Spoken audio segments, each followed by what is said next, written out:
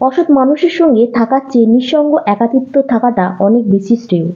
জীবনে এমন একটা মানুষের প্রয়োজন যে তোমার স্বার্থ ছাড়াই ভালোবাসবে আর প্রয়োজন ছাড়াই খোঁজ নেবে। তুমি একা নও, তোমার সাথে ভগবান আছে। গুড মর্নিং বন্ধুরা। তো এখন বাজে 6টা। এখন বাইরেটা এখনো পুরো পরিষ্কার হয়নি। আর আমি ঘুম থেকে উঠে মুখ টুক ধুয়ে এই রান্নাঘরে চলে এসেছি। তোর জন্য একটুখানি বানাচ্ছি কফি, আর আমিও তার সাথে খাবো। দিয়ে রান্নাটা বসাবো। কালকে রাত্রিবেলা সমস্ত কেটে গুছিয়ে রেডি করে রেখে দিয়েছিলাম। আর বিছানাটা গোছানো হয়েছে, ঘরটা ঝাড় দেওয়া হয়ে গেছে, আর খালি মুছে নেবো। তুমি বলছিল একা একা যাবে, কিন্তু আমি ঠিক সাহস পাচ্ছি না। দেখি পারলে আমিও যেতে পারি। যদি সময়ের মধ্যে হয়ে যায় তাহলে আমি চলে যাবো একবার ওর সাথে। হ্যাঁ, তো ওর জন্য একটু কফিটা বানিয়ে নিয়ে আগে, তারপর রান্নাটা বসাই। ঘড়িতে প্রায় 6:30 বাজে, আর এই তনু পড়তে বসে গেছে। ওর জন্য একটু কফিটা নিয়ে চলে এসেছি, আর দুজনে মিলেই খাবো। বাজে 6:30। এই পরীক্ষার সময়তে তনু যতটা টেনশন হয় তার থেকে বেশি টেনশন হয় আমার, কারণ ও মুখে কিছু বলে না তো, চুপচাপ থাকে। যার জন্য ওকে দেখে আমি বেশি টেনশনে পড়ে যাই। আর এই কফি খেতে গিয়ে দেখি বিস্কুট নেই, তো আবার ওই ড্রামের ভেতর থেকে আবার বিস্কুটটাকে বার করে নিয়ে এলাম। মাছটাকে বার করে ফ্রিজ থেকে জলের মধ্যে ভিজিয়ে রেখে দিয়েছি। আর এখানে ফুলকপি, কড়াইশুঁটি, টমেটো, আলু সমস্ত কিছু ছাড়িয়ে রেখে দিয়েছি। তাহলে এগুলোকে রান্নায় দিয়ে দেবো, হয়ে যাবে। কড়াও সব রেডি করে রেখে দিয়েছি।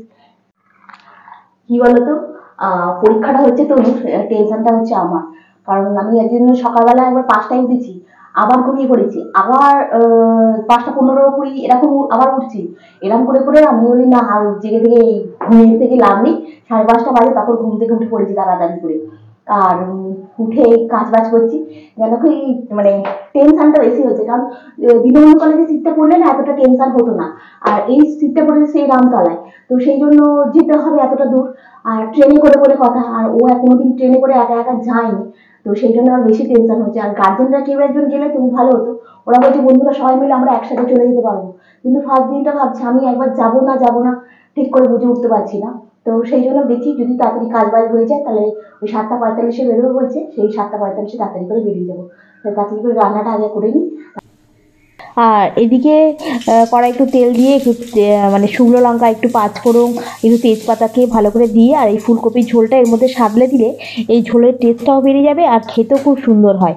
আর এই পরীক্ষার সময় বলো কিংবা অন্য সময় বলো, বেশিরভাগ সময় দেখবে ফুলকপি দিয়ে বলো, লাউ দিয়ে বলো, এই কাঁচকলা, আলু, পেঁপে দিয়ে বলো, একটু পাতলা করে যদি ঝোল হয় না, আর এই গ্রীষ্মকাল আসছে, এই গ্রীষ্মকালে একটু পাতলা করে মাছের ঝোল আর ভাত খাওয়াটাই বেশি মানে সবচাইতে ভালো আর কি, তাই না? আর তার সাথে একটুখানি বলো আমের টক হোক, যার টক হোক, একটু টক টক কিছু হলে ওটাই ভালো। আর বেশি রিচ বিচ খাওয়াটা এই সময়টা ভালো নয়। আর এই ফুলকপি ঝোলটা প্রায় হয়ে এসেছে, এর মধ্যে একটু ধনে পাতা দিয়ে দিলাম, খেতে যেন আর একটু টেস্টফুল হয়ে যাবে যাতে। আর এই খাবারটা আমি একটু গুছিয়ে টিফিন টিপে করে নিয়ে চলে যাব, কারণ আমার এখন খাওয়ার সময় হবে না, বেরোবো 7:45-এ। আর এই আমি রেডি হয়ে গেছি, তনুকে যাচ্ছি দিয়ে আসতে। আর তনু এখানে রেডি হচ্ছে, অলরেডি রেডি হয়ে গেছে। ওই যে সমস্ত কিছু গুছিয়ে নিচ্ছে আর কি। অ্যাডমিট গুলো ওকে বললাম ভালো করে গুছিয়ে নে। আর এই ঘরের লাইটটা একটু অফ করে দিই, ব্যাস। এবারে চাবি মারবো, মেরে বেরিয়ে যাবো। টিফিন নিয়ে নিয়েছি ব্যাগে করে, আর ওর জন্য রান্নাও করে রেখে দিয়েছি, ও এসে খেয়ে নেবে। আর হাঁপিয়ে যাচ্ছি, মানে কি টেনশনে হাঁপিয়ে যাচ্ছি আমি। রেডি তো? চলো চলে আসো। হ্যাঁ যাও। এখানে রান্নাটা হয়ে গেছে, গ্যাস মোছাও হয়নি, আর এখানে বাসনগুলোও পড়ে আছে, ওই এসে মাজবো সন্ধ্যাবেলা। জুতো খুলে পড়ে নাও, আমি চাবিটা দিয়ে দিই। গোপাল আসছি, ঘরের লাইটটা অফ করে দিই, আসছি। ভেতরে লাইট জ্বলছে নাকি ঘরের ভেতরে? হ্যাঁ, ঘরের ভেতরে লাইট জ্বলছে।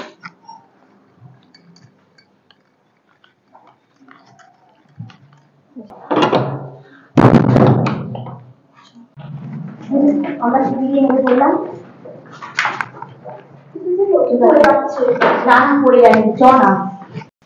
কি বলতো, গেটে চাবি মারার পর না আমার আবার ঠিক যেন মনটা শান্তি হয় না। ওই জন্য আমি আবার উল্টে গিয়ে মানে দেখার চেষ্টা করি যে চাবিটা দিলাম তো ঠিক করে, দুখানে চাবি মেরেছি তো।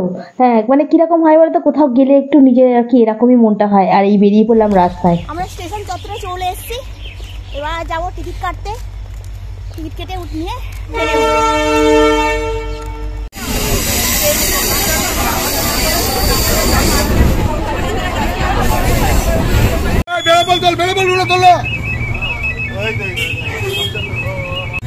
একটু হাই করে দে।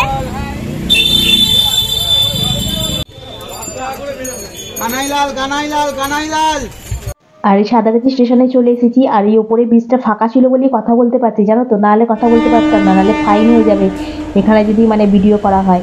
সেই জন্য কেউ ছিল না বলে তাই তোমাদেরকে দেখাচ্ছি। এটা হচ্ছে তোমার সাবওয়ে। একদিন ধরেও ছিল আমাকে টিটি, জিজ্ঞাসা করছিল, বলছে এটা কি হচ্ছে। আমি বলি না কিছু হয়নি, বলতে আর কিছু বলেনি, ছেড়ে দিয়েছে। আমি আজকে চলে এসেছি তাড়াতাড়ি, এখন বাজে মাত্র 9:20। তনুকে ছেড়ে দিয়ে আর তাড়াতাড়ি চলে এলাম। চোখ মুখগুলো দেখো কি অবস্থা হয়ে গেছে একদম। আর যাই একটু বসি, স্কুলের যেরকম আসে না 9:20। সন্ধ্যাবেলা এসে যে ক্যামেরাটা অন করবো সেটুকু সময় পাইনি।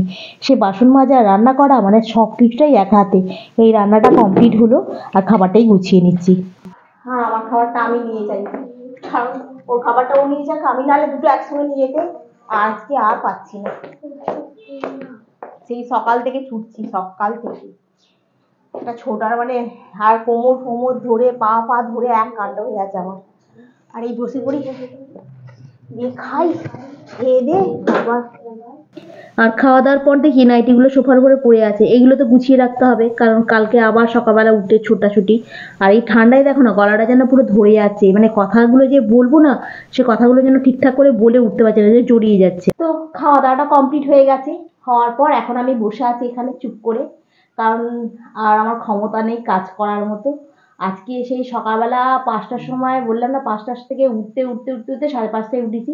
উঠে সেই দিকে রান্না করা থেকে আরম্ভ করে সমস্ত কিছু কাজ করে ওকে দিয়ে আসতে গেছি। ওখান থেকে আবার ট্রেনে করে ফিরে আমি সেন্টারে গেছি, সেন্টার থেকে আবার বাড়ি এসেছি। এসে তারপর আবার রান্না হয়েছে, বাসন মাজা, সমস্ত কিছু কাজ।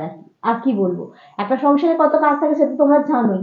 আর তারপরে আবার ইউটিউব, সব কিছুটা মিলিয়ে মানে এক তো সংসারের কাজ, তারপরে আবার হচ্ছে আমার অফিসের কাজ, তারপরে আবার ইউটিউব, মানে সবটা মিলিয়ে তারপরে আবার তনুকে দিয়ে আসা, নিয়ে আসতে আমি যাইনি, মিথ্যা কথা বলবো না, দিয়ে আসতে গেছিলাম, নিয়ে আসতে যাইনি, আসার সময় ওরা সবাই চলে এসেছে একসঙ্গে। মানে সবটা মিলেমিশে মানে মাথাটা একদম আমার খারাপ হয়ে যাওয়ার উপক্রম হচ্ছে, মানে আর পারছি না যেন। আর চেষ্টা করছি, ইউটিউবটাও যেমন চেষ্টা করছি, সব দিকটাই আমি চেষ্টা বর্তমানে চালিয়ে যাচ্ছি। জানি না কি হবে ভবিষ্যতে, দিন মানে চেষ্টা করতে পারবো ততদিন চেষ্টা চালিয়ে দিই, তারপরে যা হয় হবে। আজকে ব্লগটা আমি এখানেই শেষ করছি। নেক্সট ব্লগ আবার তোমাদের সঙ্গে দেখা হবে। তোমরা ভালো থেকে সুস্থ থেকো। Good night.